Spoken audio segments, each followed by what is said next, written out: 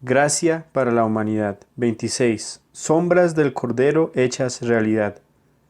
Algunas veces se ve la sombra de un objeto antes de ver al objeto que la proyecta, y en ocasiones no se puede discernir cuál es el objeto cuando nos basamos solamente en su sombra. Así que necesitamos verlo para saber con exactitud lo que es. De la misma manera, aunque no vemos a Jesús en el Antiguo Testamento, al verlo en el Nuevo podemos ver su sombra cruzando todas las páginas del Antiguo. Cuando se miran las sombras y se relacionan con Jesús, se puede saber hacia dónde estaban apuntando desde aquel entonces. Esto es cierto tanto con las profecías estudiadas anteriormente respecto a las características del Mesías, como con las prefiguras que se verán a continuación. Los sacrificios del antiguo pacto representan la gracia de Dios provista por Dios en la persona de su Hijo, el Cordero que dio su vida por la humanidad. Y hay otra sombra que vamos a repasar que tiene que ver con el medio que Dios dio a todos para poder recibir esa gracia dada, la fe. El Antiguo Testamento no solamente muestra sombras del sacrificio de Cristo, sino también revela el camino para ser justificados ante Dios por medio de la fe, pues este camino no ha cambiado, ha sido siempre por fe, aunque los sucesos comparados con la actualidad han variado notablemente. El medio por el cual Dios obra, que es por su gracia, por medio de nuestra fe, ha quedado intacto tanto para nosotros como para los antiguos, puesto que el sacrificio de Cristo pagó todo por todos en todas las épocas. Si los antiguos creyeron en lo que Dios les había mostrado, entonces fueron cubiertos por la misma sangre que hoy nos cubre a todos nosotros que creemos en el sacrificio de Cristo.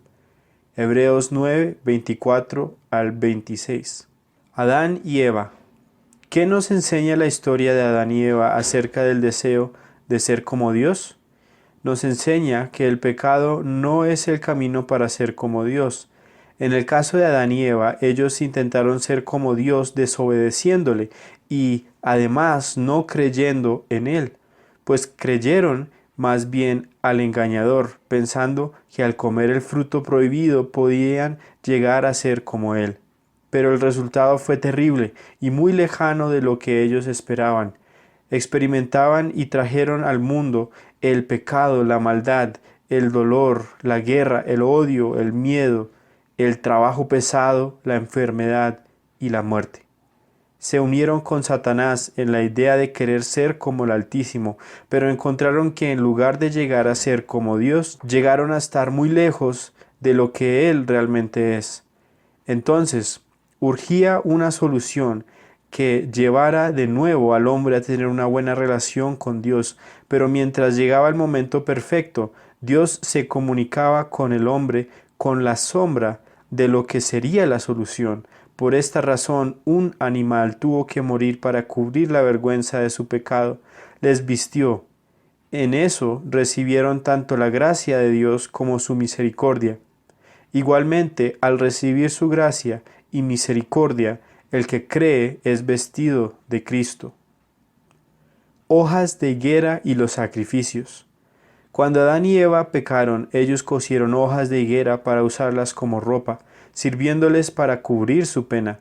Sin embargo, esta fue una forma errónea para intentar tapar su pecado, pero Dios, que es rico en misericordia, mató a un animal con el fin de hacerles un ropaje más resistente y que los cubriera. Para eso Adán y Eva tuvieron que depender de Dios, puesto que por sí mismos no pudieron cubrirse perfectamente, y aunque el Creador mismo fue quien lo hizo, tuvo que matar a un animal para lograrlo. Este fue entonces el principio de los sacrificios. Los sacrificios de animales fueron instituidos por Dios a propósito para señalar la muerte que tenía que sufrir Cristo cuando viniera, para que luego su muerte fuera fácilmente entendida. Dios estableció que el perdón solamente viene por medio del derramamiento de sangre, porque así como los animales tomaron el lugar de los pecadores por un tiempo, Cristo tomó nuestro lugar. Por fe, el pecador tiene que depender de la provisión de Dios, que es Cristo. Hebreos 9, 12 al 14. De acuerdo con este pasaje, ¿qué es mejor que la sangre de los machos cabríos, los toros y los becerros? Dice que en comparación con la sangre de los machos cabríos, toros y becerros, la sangre de Jesús es mejor. Hebreos 9, 24 al 28. ¿Por qué la sangre de Jesús es mejor que la de los toros, los becerros y los machos cabríos de acuerdo con este pasaje? Porque Jesús se ofreció a sí mismo de una vez y para siempre, mientras que estos animales tenían que ser ofrecidos anualmente. El sacrificio de Jesús fue único, perfecto y completo ante Dios. Hebreos 10, 1 al 4. ¿Cuál era la función de la ley, es decir, el antiguo pacto? De acuerdo con este versículo, dice que la ley, que en este contexto se refiere al antiguo pacto, era la sombra de las cosas buenas que habían de venir. Entonces, no era para quitar o tomar el lugar de lo que representaba, ni podía aún realmente quitar el pecado. En este pasaje, ¿cuál es el argumento del autor contra los sacrificios? El autor del libro a los Hebreos argumenta que los sacrificios anuales eran insuficientes para quitar los pecados de una vez por todas. Si hubieran sido capaces de hacerlo, entonces solamente se hubieran ofrecido una vez y después de eso ya no hubieran sido necesarios más sacrificios. Hebreos 10, 9 al 14. Caín y Abel. ¿Qué es lo que nos enseña la historia de Caín y Abel acerca de lo que Dios requiere para que nos acerquemos a Él?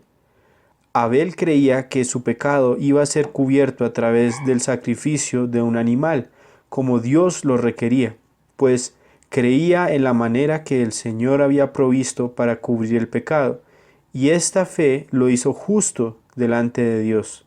Caín, al contrario, escogió no sacrificar lo que Dios había pedido porque no creía que el sacrificar un animal fuera necesario para agradar a Dios, y más bien pensaba que sus propias obras eran un mejor sacrificio para el Señor.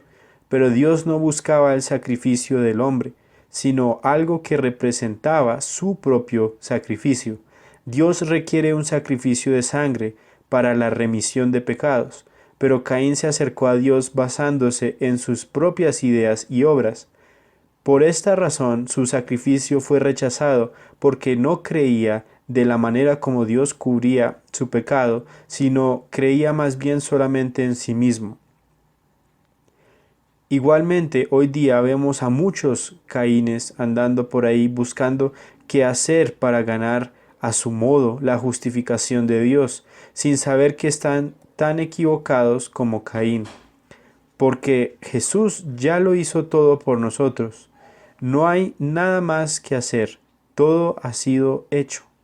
Es más, no hay nada que se pueda hacer por nosotros mismos para ganar la gracia de Dios. Es algo que solamente Él puede hacer por nosotros. Lo que le importa a Dios no es lo que nosotros hacemos, sino lo que Él ya ha hecho por nosotros a través de su Hijo, Noé. ¿Qué nos enseña la historia de Noé en cuanto a la gracia de Dios? Dios mostró su gracia, favor inmerecido, a Noé y a su familia, salvándolos del diluvio. Es claro que no fue la santidad de Noé lo que los salvó, sino la fe que tenía en Dios, y la misma fe que le salvó del diluvio le salvó de la condenación eterna. ¿Qué nos enseña la historia del diluvio acerca de la manera como Dios siente y ve el pecado? La historia del diluvio nos enseña que Dios odia y juzga el pecado y que Él no soportará la desobediencia del hombre para siempre. El arca. ¿Qué simboliza el arca para el que cree en Cristo? Cuando Noé y su familia entraron en el arca, llegó el juicio de Dios, y aquel mundo lleno de desobediencia murió, mientras que Noé y su familia sobrevivieron. Similarmente, la cruz de Cristo es como el arca que protege al creyente del juicio de Dios y les asegura protección de ello hasta llegar al destino final, el cielo eterno.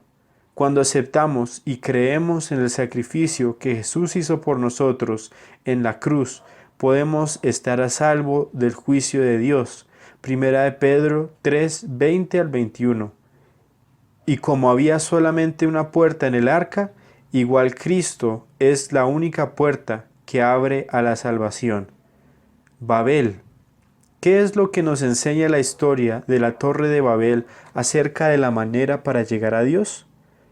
Los de Babel intentaron llegar a Dios, pero lo hicieron de la misma forma que Caín, a través de sus propios medios. Fue así como nació la primera religión. Pero Dios no quiere que seamos religiosos, sino que tengamos fe puesta en el sacrificio de su Hijo, sabiendo que Él tomó nuestro lugar. No necesitamos ni reglas ni filosofías inventadas por hombres. Solo necesitamos creer en su palabra y entender que Él hizo todo lo necesario y que no hay otro camino hacia Dios.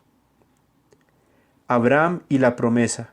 Recuerda cómo Dios le prometió a Abraham que todas las naciones de la tierra iban a ser bendecidas a través de su simiente y cómo repitió la misma promesa a Isaac y a Jacob. Pues bien, Jesús es el cumplimiento de aquella promesa. Gálatas 3, 8. Dios planeó bendecir a todo el mundo a través de la justificación por la fe en Él. Gálatas 3, 16. Aquí dice que Jesús es la simiente de Abraham, por lo cual ahora se entiende que Él es aquel que hizo posible que los hombres pudieran ser justificados por fe. Gálatas 3, 29. De acuerdo con este versículo, ¿quiénes son la simiente de Abraham? Dice que los que son de Cristo son la simiente de Abraham. Entonces, por un lado, Jesús es la simiente de Abraham, pero por otro lado, los que pertenecen a la simiente de Cristo son también la simiente de Abraham por fe. La justificación. ¿Qué es lo que la fe de Abraham nos enseña sobre cómo ser justo delante de Dios? Abraham fue contado como justo porque creía lo que Dios le había dicho. Génesis 15, 6. Eso nos muestra que Dios necesita ver nuestra fe para que seamos perdonados de la deuda del pecado que tenemos con Él. Abraham creía en lo que Dios había dicho concerniente a su promesa sobre el libertador, quien iba a ser su hijo. El contenido de la fe es importante. Siempre tiene que ver con Jesús de alguna manera. Hoy lo que Dios ha dicho sobre su Hijo y lo que su Hijo ha hecho para la humanidad es lo que hay que creer. Efesios 2, 8 y 9. Abraham e Isaac. ¿Recuerda la historia de Abraham e Isaac? Abraham y Sara no tenían hijos, pero de forma milagrosa Dios les dio a Isaac. Luego le ordenó a Abraham que hiciera lo inimaginable, sacrificar a su hijo. Véase Génesis 22.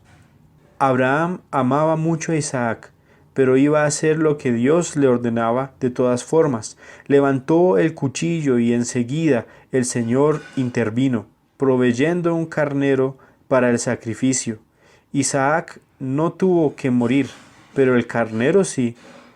Dios proveyó el carnero como un sustituto en lugar de Isaac.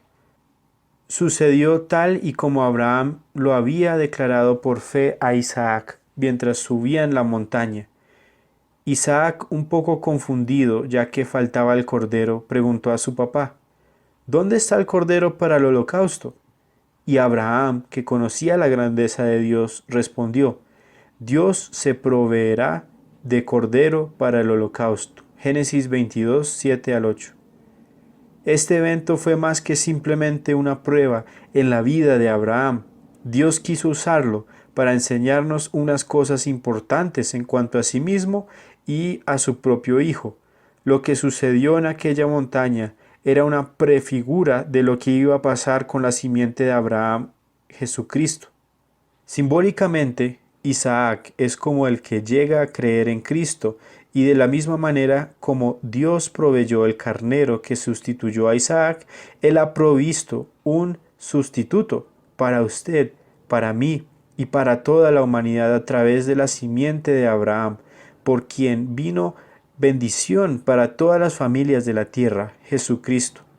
Al igual que Isaac, nosotros también teníamos que morir por causa de nuestros pecados, pero así como Dios intervino por Isaac proveyendo un sustituto, ha intervenido también por nosotros, proveyéndonos a su Hijo como nuestro sustituto, un sustituto que cubre nuestro pecado de una vez por todas y que nos hace justos delante de Dios Santo. Entonces, el carnero que Dios envió como sustituto representa al Salvador Jesucristo, quien tomó nuestro lugar para que no tuviéramos que morir eternamente. ¿Por qué Dios les dio a Abraham e Isaac un sustituto? ¿Por qué no aceptó a Isaac como sacrificio? Dios nunca recibiría el sacrificio de un hombre pecador. Isaac era pecador. Cristo, al contrario, fue perfecto y sin pecado. La escalera de Jacob. ¿Cuál simbolismo hay en el sueño de la escalera que Dios dio a Jacob? ¿Cómo se compara con Jesús? Jesús mismo confirmó que la escalera representa a Él como el Mesías, como el puente y único camino entre Dios y los hombres. Juan 1:51, Juan 14:6. El Cordero de la Pascua. 1 Corintios 5:7. Uno de los sacrificios de sangre que apuntan hacia la muerte de Jesús en la cruz era el Cordero de la Pascua.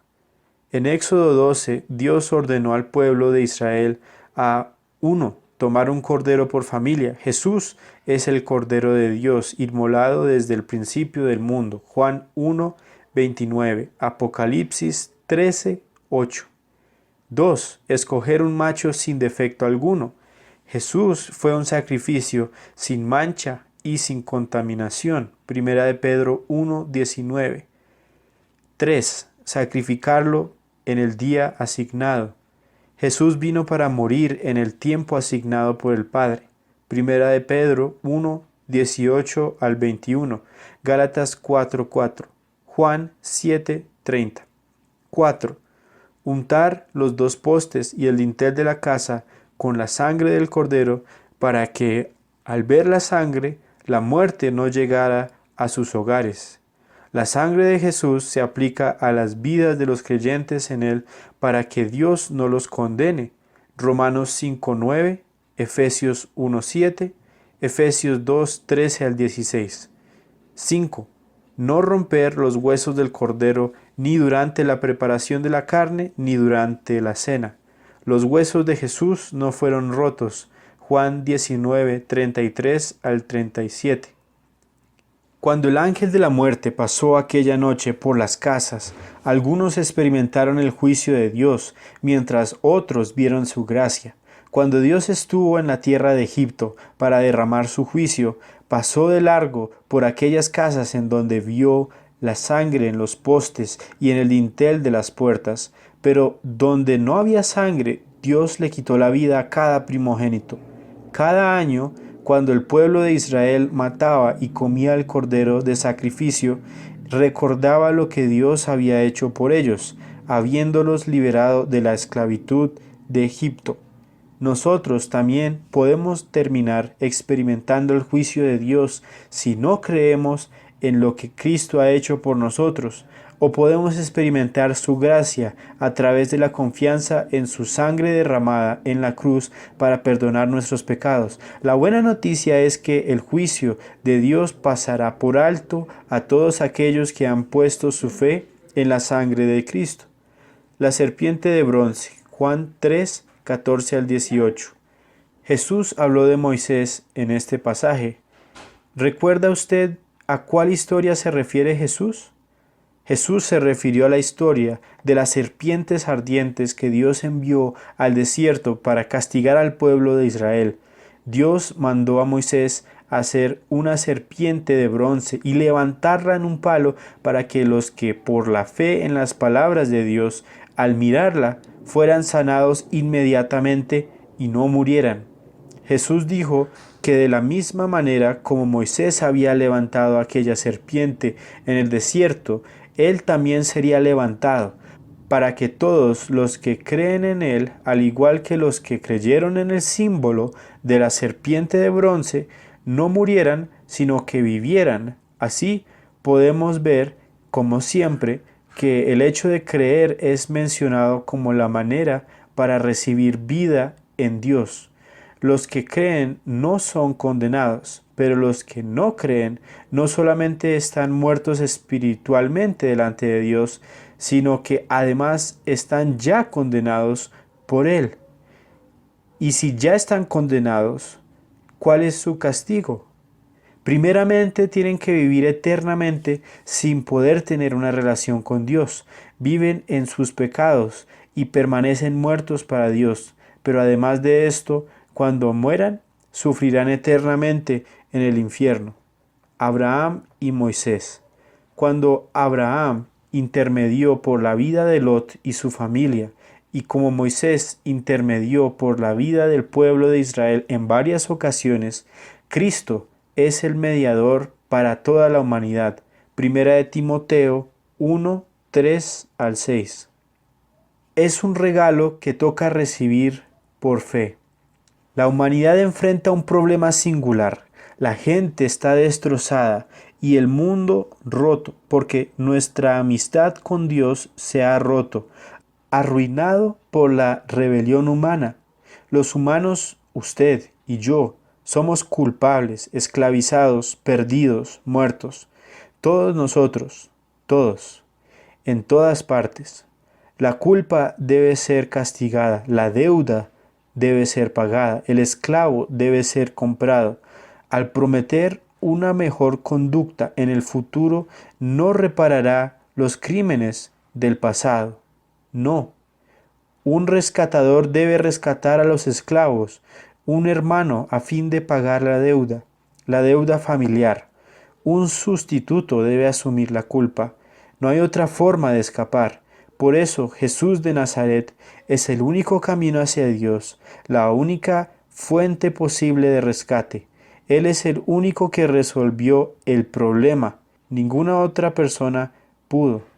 Ni Mahoma, ni Buda, ni Krishna lo hizo. Nadie más. Solo Jesús de Nazaret pudo salvar al mundo. Sin Él somos aplastados por nuestra abrumadora deuda. Sin Él, todos y cada uno de nosotros tendríamos que pagar por nuestros propios crímenes, y eso tomaría una eternidad. Jesús, solo el Hijo de Dios, perfecto, pagó la deuda de aquellos que confían en Él para que no perecieran bajo el castigo de Dios, sino que tengan vida con Él por completo y para siempre. Y eso es solo el comienzo, ya que arreglar al hombre es el primer paso para arreglar al mundo. Quiero que pienses por un momento sobre lo que eso significa.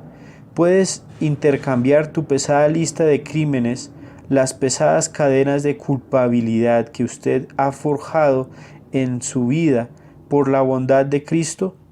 Es un regalo y el regalo es gratis. No puede ser ganado. Jesús ya pagó. Solo se puede recibir humildemente sobre la rodilla doblada. Simplemente debes confiar en Él para esto. Y esto es lo que la historia significa con fe. The Story of Reality, traducción mía. ¿Cuál es el camino para que nuestros pecados sean perdonados y podamos ir al cielo en el momento de nuestra muerte? ¿Y cuál es la única manera provista por Dios que restaura nuestra comunión con Él? El arrepentimiento que tiene que ver con la fe en el Salvador Jesucristo. El arrepentirse es creer lo que Dios dice de usted, mas no es cambiar su vida. No se debe cambiar la forma en la que usted vive para entonces poder seguir el camino de Jesús. Más bien, póngase en el camino de Jesús y eso cambiará la forma en que usted vive. Cristo primero atrapa su pez, luego lo limpia. Dice el refrán, vivir el tipo de vida que Dios quiere que vivamos no será posible hasta que primero tengamos la vida de Dios dentro de nosotros. Eso sucede cuando damos el paso de fe.